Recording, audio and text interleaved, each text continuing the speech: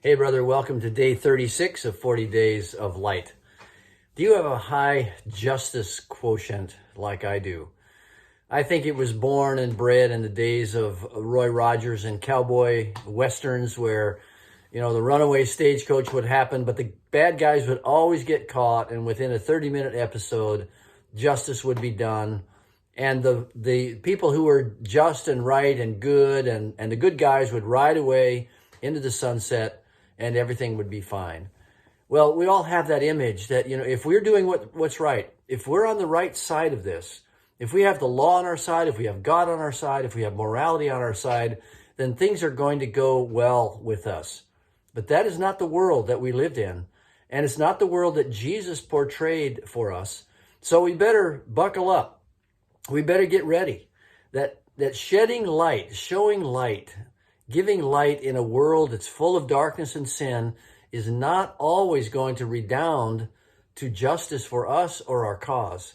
As much as we hate that, we'd better get ready for it. Here's what Jesus said in Matthew chapter 5, verse 11. Blessed are you when others revile you and persecute you and utter all kinds of evil against you falsely on my account. Rejoice and be glad, for your reward is great in heaven. For so they persecuted the prophets who were before you. In other words, the men and the women who said the right things, did the right things, lived righteously, were persecuted. And Jesus said, this is going to happen to you as well. Now, we hope that we're not those who are thrown into jail, but nevertheless, it may not be too far away. I'm going to go today to the Old Testament example of Shadrach. You know Shadrach, Meshach, and Abednego. They were companions of Daniel.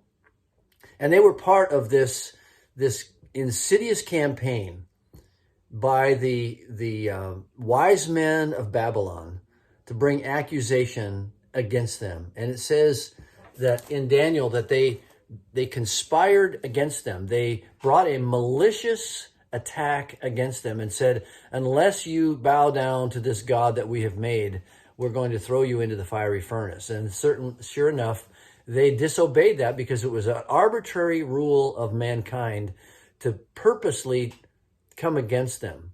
They did not bow down to this God. They said, we will not. And you remember the story, perhaps.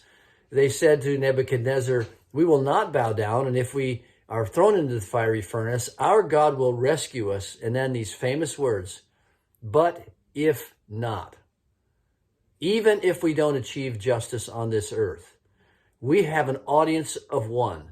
But if not, we will still not obey an immoral, ungodly mandate that you've put upon us. Men, I just want to ask you today, is there something in your life where you would be willing to stand?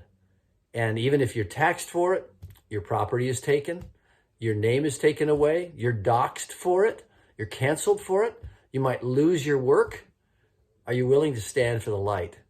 Now, I'm not looking to make trouble. I hope that doesn't happen. But you know what? This would not be unusual in the history of salvation, that people who have done the right thing before God, before the audience of one who will one day reward them, have suffered the consequences here on earth. I want to be like a Shadrach. I want to be like a Meshach. I want to be like an Abednego.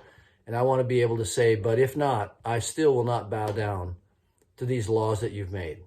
Men, be prepared. We still want to shed the light, but it may be exactly contrary to laws, regulations, and stipulations that our culture is placing upon us. I ask you to be alert in your conscience and in the Word of God for that. Let's walk that way. God bless you.